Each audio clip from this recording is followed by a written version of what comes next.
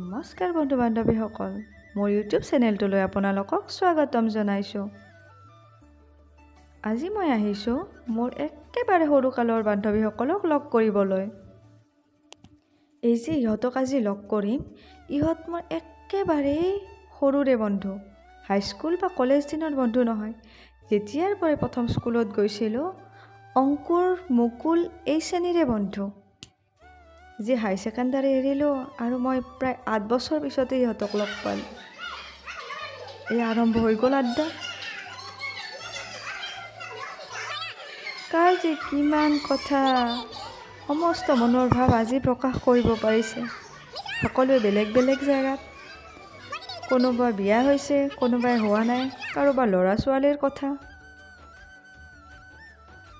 তাৰপিছত আৰম্ভ হৈ গ'ল ফটো ছেশ্যন, আৰু এয়া খাবলৈ ওলালোঁ। এনেদৰে গধূলি এটা পাৰ কৰিলোঁ। বহুত পুৰণি স্মৃতি ৰোমন্থন কৰিলোঁ।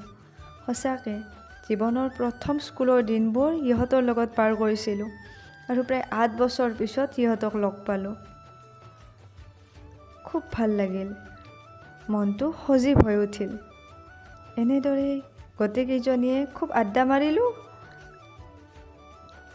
আৰু শেষত বহুত ফটো উঠি ঘৰলৈ উভতিলোঁ। বাই বাই দেই।